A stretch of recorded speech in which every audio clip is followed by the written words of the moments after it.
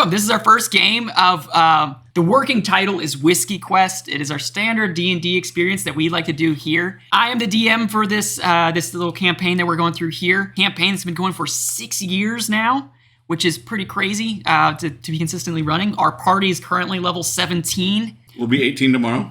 We're not going to exactly go into the current backstory of the world as we know it now, the adventures that these guys have been through.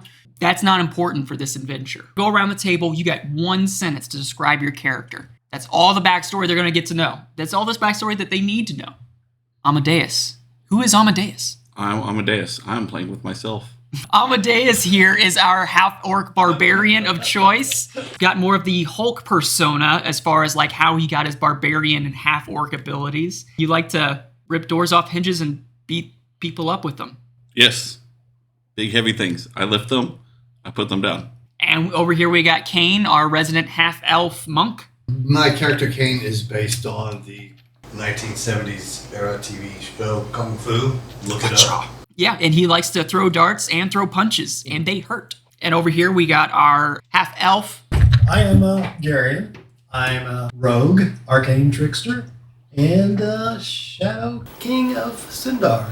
And then last but not least, Lazarin, played by Alex here, who I just had to check. Over the life of the campaign, you've been here 3 out of the 6 years that we've been playing. So you're officially over the halfway mark. Long time. Probably should put a long time ago. So I'm basically a fighter and hit things. And hit things good. He is a Goliath. Yes, Goliath. I'm very charismatic also. With an 8. We'll go with that. So they've been doing some great heroic things around the world in the campaign that they've been dealing with. You guys were in the middle of your dungeon experience trying to rescue a foreign diplomat from the destruction of the World Eater. We're not going to deal with that right now because as you are going through this dungeon, you feel sleepy. And all of a sudden you feel your mind just being stretched and pulled. You just feel this experience, whoa, your mind is being stretched. Your very being is leaving each of your bodies. You're being thrown into the astral sea until you get snapped into reality and you realize you are far from home. And standing next to you is an unfortunately familiar face. Dun, dun, dun. Standing next to you is Bellithmont the Beholder. As a quick little backstory, the tiniest bit, they have defeated this guy before, but he faked his death 3 times so far, and he assures you, as you are slowly coming to, your body slowly, your senses slowly returning, I'm not here to hurt you. I just need your help. I throw my axe at him. He vaporizes it with one of his eyes. Hey, what happens? Let me be assured, if I wanted you to be dead, we wouldn't be talking right now. Throw another axe at him. Well, you are getting a sense that this Bellithmont character is very powerful. And it seems to be, if he's able to escape death from multiple times of interactions with very powerful beings and still maintain the ability to transverse worlds, you're getting the sense that this is a far greater foe than you initially realized. I wish to help you in your endeavors back in your world. In exchange, I need you to help me with the problem I am experiencing in this world. Welcome to Alcoria. Here, what you need to understand is you are on the outskirts of the town of Embervale. There, I have a production facility in play. There seems to be a disruption of sorts. The quality of my product is not very pure. Can we call you El Chapo for short? I don't know what that reference is, but I'll take that into consideration if that expedites this process. What I need from you, investigate why my product is not reaching the 100% level of purity that I am expecting. What does it do? Give me a persuasion check. The first roll. Athletics? No. Intimidation. Ooh, intimidation. Yes. How are you going to intimidate him? I'm going to throw another axe at him. Sure. Fine. I'll shove this axe up here. Does he have an ass? That's a question for me. I got to consider that. Do beholders poop? I think everybody poops. An ass wouldn't be something that you poop out of the rear end. Oh, okay. You're not referring to the actual anus. You're referring to just the backside. Yeah, open the cheeks. Just whatever. That way you're still straight, right? A 17 intimidating. He doesn't seem like overly intimidated, but you do get a sense that he appreciates your zeal. Zeal. Very feisty. Only the best is what I expect from the nobles of Fallfield. The name of the party. Now, I'm hoping we can put our past behind us for this endeavor, because I am independently invested in your success back in your old world. Why do I feel like we're being drug mules here? I have a very extensive ruby production, ruby dust. What I need from you is to make sure that I continue to get more of the appropriate quantity and schedule. What is the purpose of this ruby dust? The purpose is so you ensure that it happens, that it returns to me, so that you may get an award. Let me share with you what I offer. And he pulls out from under his cloak. You see 4 floating glowing orbs. These are fragments of transcendence. Any one of these will allow you to progress beyond your mortal bounds, your mortal restraints. We're gonna level up.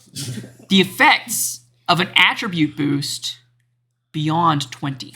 He seems to be very intentionally elusive. This is mutually beneficial.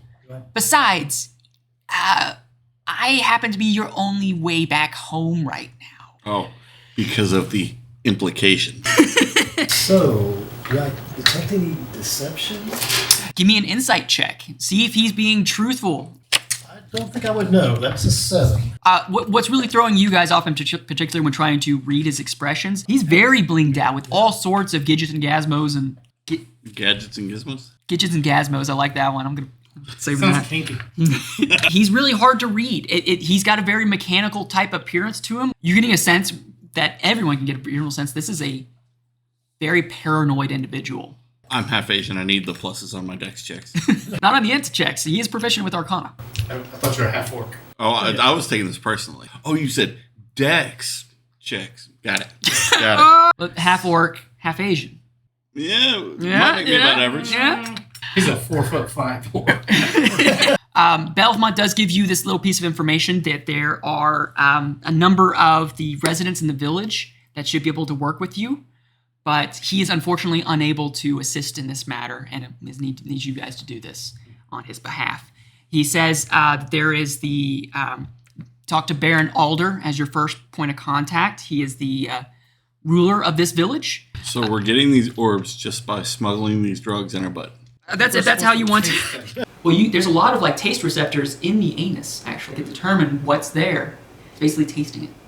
Anyway, I call bull. I call real shit. I had tacos last night. Just remember. I can taste it. They say taste can stimulate a really powerful memory. Like you can remember very powerful hits sometimes. It brings me back to that porta potty No. and an Elton John concert. What were you doing in the porta potties at the Elton John concert? Obviously, tasting my own shit. Oh. I want to go back to the story. Bellithmont leaves with a nice little whoosh. But in his place, you see he has left a spectator, 4 little eyes around a central big eye, and it is just staring. I am here on behalf of Bellithmont. Speak, and he shall return. That's it. Throw an axe out. So basically, he's there in case you guys are ready to call Bellithmont to say that the job is done. Okay, guys, I got these really cool patches. They say DEA on them.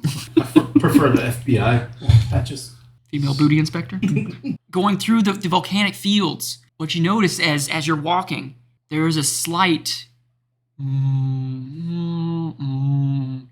a very zombie-like sounds. As you approach and get close, zombies will climb up out of the ground, stare at you longingly. Then as you continue walking, they just kind of collapse back down. And as you get closer to the village, you see one stand up, lean forward. This is the closest one to the village.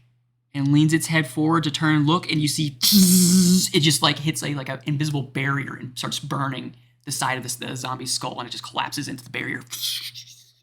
So like a force field? Seems like something's preventing it from entering. But it didn't sound like he was forced into the force He field. kind of fell into it. They're not exactly the most graceful creatures. How much XP do I get for killing? Do we level up yet? So, as you're approaching the town of Embervale, you see someone is taking on a more aggressive stance, and it seems to be addressing the small village. We're talking less than like 100 people village of Embervale here. Someone with a very menacing mask and a cloaked figure with a big staff, with a big ruby glowing staff gem head. Gem staff. Anyway, he has a ruby on top of a stick, and he's holding it, and he's addressing to everyone. I am your conqueror Valen. This town of Embervale now belongs to me and my people. I am here to liberate you from the tyranny of Bellithmont. He's basically giving out some more rhetoric about like making changes to the village and bringing peace and prosperity and keeping out the evil Bellithmont from interfering with the workings of this town. And then he looks to you.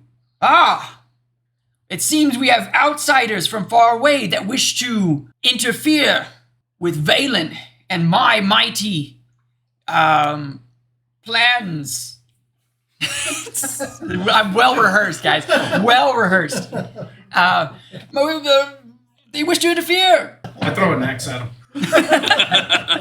I think it's important to understand the whiskey aspect of our experience. And our resident whiskey master, my dad there, Rick, it feels weird saying Rick, picked out a selection of bottles here for us to be tasting. And they're all part of the Bottled and Bond series. So a lot of this episode is going to be sort of paying homage to the Bottled and Bond. And I think we got a little snippet to show you about the history of the Bottled and Bond. In the late 1800s, American whiskey was the Wild West of spirits, unregulated, often adulterated, and dangerously inconsistent. Snake oil salesmen would color or stretch whiskey with everything from tobacco spit to turpentine. But in 1897, to fix this, came the Bottled and Bond Act. To be labeled Bottled and Bond, whiskey must be the product of one distillation season, one distiller, and one distillery. It must be aged at least 4 years in a federally bonded warehouse and bottled at exactly 100 proof. Uncle Sam even guaranteed its authenticity. Today, Bottled & Bond isn't just a label, it's a badge of integrity. In a world of flashy brands and hazy claims, it tells you this whiskey plays by the rules. No shortcuts, no gimmicks, just bold, honest spirit in every sip. At the 2019 San Francisco World Spirits Competition, Henry McKenna 10-year Bottled & Bond Bourbon won Best in Show Whiskey. As the story goes, this whiskey was created by an Irish immigrant, Henry McKenna, in 1855. It is aged for a full 10 years and meets the strict standards of the Bottled & Bond Act of 1897. It is a single barrel, so each bottle can have a slight variation in flavor. It's a bourbon that is smooth, rich, and oaky, with notes of vanilla, caramel, and a bit of rye spice. Okay, let's take a little nosing of this real quick. Just gotta swish it around Mine's the got glass a little bubbles. bit. Oh, I'm definitely getting the caramel. Caramel jumps out right front and center. Definitely caramel. Anybody picking up the vanilla? No, I get the butterscotch from that Just mix. then. It's got definitely a lot of warm notes. Yeah, like, yeah. like I think the oak. 10 year, you should expect, you're going to get some oak influence there. That's I can taste quite a without drinking long period for American whiskey. Weren't we just talking about the taste buds in Uranus? So there's no oak in my ass. So. Every time. There's somebody taking a drink of whiskey every time we make a joke. nothing like blowing whiskey out your nose. Oof. Yeah, No. yeah. Definitely got It good. tastes better than it smells. It does have great taste. Very classic bourbon. Very classic bourbon taste. A little on the spicy side, but it's probably a higher rye. Mash bill, as far as that goes. I think I got some notes here on the mash bill. 78% corn, 12% malted barley, and 10% rye. So not a really high rye, but it's got a good spice to it. With the warmth of the smell, I was expecting it to be a lot heavier of a taste, but it's actually a pretty light whiskey. Like it's great stuff. Kind of deceiving the smell versus the taste of It it. smells better after I've had a drink. Keeps giving flavor. It's smooth on the tongue. Boy. For bourbon, it is very smooth, I will say. Even at 50%. Yep. That's still All quite these, smooth. because they're all bottled and bond. All will be 50%. That's the rule for bottled and bond. I would almost expect this to be more of an Irish, with as smooth and light as it is. I think that's the most impressive thing. For getting that smoothness at this proof is pretty cool. It keeps smelling better to me. Is there a way to show off legs? Yeah. No. Yeah, right after this won the award for best whiskey in 2019, it became a little bit difficult to find. Steal it, it's free. We do not condone thievery. We also are participating in consuming alcoholic beverages. We want to make sure that we tell everyone to drink responsibly. Always have a designated driver. Be safe, guys. We're here to have fun. You can have fun longer if you're not doing something stupid.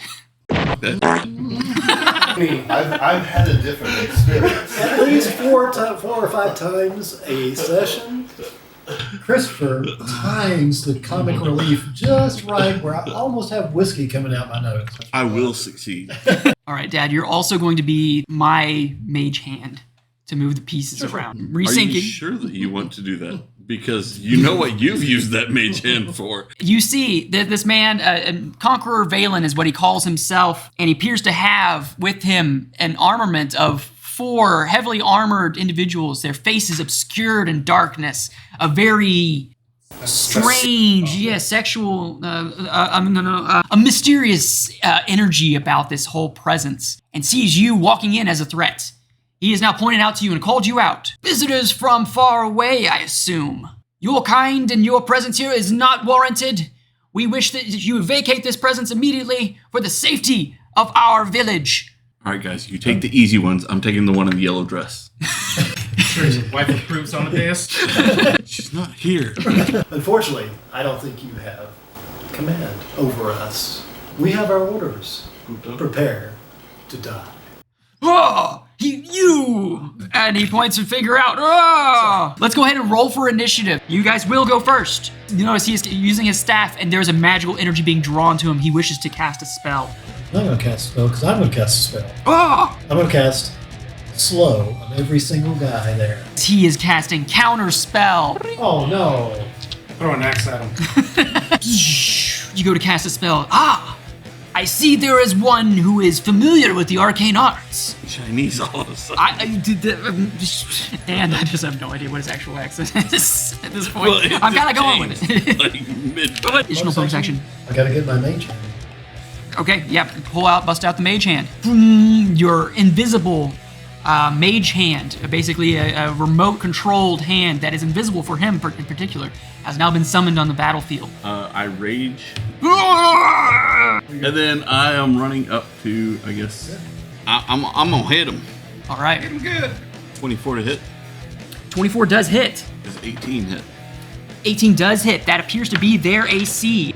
I did 33 damage. Your 2 hits, yes, with Waching, my Dwarvenite hammer. smacking him up.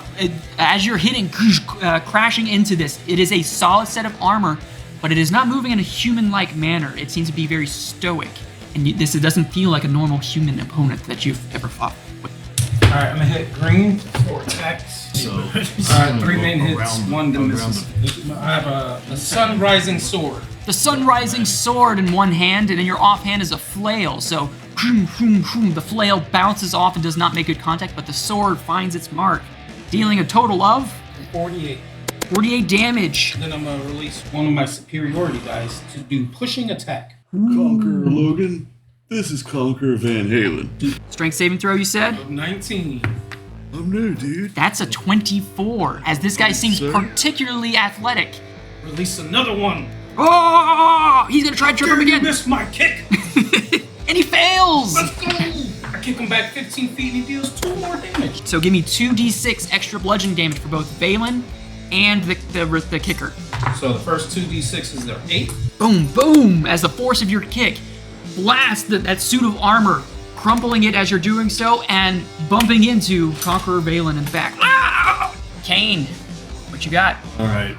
I'm finally hitting on my bonus action. You know, flurry of blows. Yeah, okay, cool. You know he's gonna hit with the flurry of blows. Come on now. The blows always land. Sometimes it's too much teeth. Fighter here. Don't hit in teeth. Through the teeth. Like aim for the back of the throat, right? Yes, the back of the throat, not the front. How are you punching this guy? You hit him. How much? You did some damage. You did 33 damage. I gave it left kind of an uppercut and then a twisting with the heel of the hand to recoil. And the impact of your fist hitting the helmet that he's wearing, you can see it crushed in and crumpled. But there seems to be no skull or no head in which would obstruct its view. It seems to be hollow in its armor. It's always hollow when there's no head involved. And that concludes your turn. Now it is theirs. Valen is now backing up, stumbling from being kicked. I don't think you know who you are dealing with. He stomps his staff into the ground, and you see fiery circles emerge from the ground. And living flame emerges up as two flame elementals join the fray. On the sides. Coming up out of the ground. Stop with the blowing. The blowing doesn't work. My job. But his suits of armor are formidable opponents, and they will charge forward, making their attacks. Green and orange will be attacking Amadeus with their mighty swords they have with them, swinging wide and almost robotic in nature. The way their movements are very, very consistent. One of them attacking you, and then yellow is going after Kane, creating a defensive perimeter around Valen. They have 3 attacks with a 16, Nope. 25, Maybe. 18. Nope. Only one of them hits, dealing a total of 19 points of slashing damage. Against Amadeus, 16, Nope. 18. Yep. So 2 will hit Amadeus. You are raging, so you are going to take 19 and 19 points of slashing damage. Halved. To 19. As Amadeus is raging, the attacks of the sword are not able to deal its full damage. He is using his sheer force of anger to resist the attacks. The second guy makes his swings. Only 1 hit, dealing another 19, halved to 9. And then Kane, the suit of armor that you just punched his face in. 17 is the highest. No. They all miss as you're just, or you do the matrix dodging and all that type stuff. I retaliate with the one that hit me. Oh yes, use your And, reaction. It's a natural 20! Woo! Flip the table, right? And Amadeus here, wait. as a barbarian, has very, very powerful critical attacks. 54 points of damage as a reaction. A lot of damage. Part of Amadeus's kit is whenever he is attacked, he can use his reaction, basically a move on the opponent's turn, to make a follow-up attack, and he does so, and hits a critical strike of a 20, dealing a whole bunch of extra damage. 53. Oh, that's less impressive. Amadeus is able to make a quick retaliatory strike and deal a significant amount of damage. As you see, is now the armor after the impact is crumpled. It seems like it's holding itself together. Then I take, since he missed the attack on me, green, I'm gonna go ahead and hit him with 2 ropes. One of Lazarin's key abilities here, he has a set of superiority dice as a Battlemaster fighter. He can use those as he wants to make certain attacks occur. In this case, he's going to use his reaction, again, an attack on the opponent's team, to retaliate in a very similar way. 23 points of damage. Valen will start to back up as it starts flying 10 feet into the air and a diagonal motion backwards. It doesn't look like a very flying posture. He doesn't look like a guy that can fly. He's a dude holding a staff still, like flying. Like he just. I mean, I would think he'd at least be like, have his wings spread or something, but he's just like hugging a pole still. His pole's connected to a plate of rock under him, at which point the rock hovers. We'll go with that. I like that. He makes a a rock while he's climbing. That's why you wanted him to have a rock. Hand it over to you guys. You hear that the townspeople are now kind of screaming in panic. Ah! But you do see there is a bit of mixture and contention. Like you hear some saying, "Get him, Valen! Get him, Valen!" And all this stuff. But also you hear, "Save us! Save us, outsiders! Save us!" You hear both of these different opinions from the side of the town in the background. He's just playing with toys at this point. Oh, that's me. Elvis Fallfield, it is your turn. Mage Hand is going to join in here, and I'm going to try to. I'm going to try to hit him with the crossbow. A 31 hit A 31 does hit. is 56 damage. 56 damage. Whoa! Rips into him. You could say, so the way I imagine how the mage hand gets advantage. So as a arcane trickster, he can use his floating magical remote controlled hand to sort of interact with the terrain and the environment and help with his special ability, the sneak attack. Imagine him just like pull the hand pulling on the cloak, so he just looks down and is not able to turn and see the crossbow bolt crash into him. But you notice something. Give me a perception check. You definitely notice as the arrow hit, it splintered and shattered. There's like you hit a stone wall. He reacted to it, but appears to be resistant to it. I took 2 swings, did 15 points of damage. Okay. Still standing. And the second one it did 18 points of damage. That's enough damage. As you hit with that last bit, it just crumples into random pieces of armor on the ground. Some black smoke kind of just like erupting from its now lifeless, motionless form. I was gonna kill him. Well, I've hit him. I've hit him 4 times. All right. No problem. Kane's like, 49 points of damage. All right. Kane is just going to town. I'm way less pounding him. Pissed me off. Lazarin with the final 4 bit. hits, 70. It's definitely below 50% health.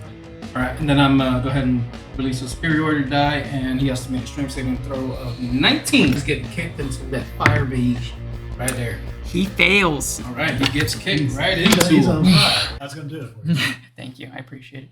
Red guy is going to stand up. He's a bit crumpled and weary, but he's going to charge forward towards Lazarin. Red, yellow, orange are going to make their respective attacks. They seem to be unyielding.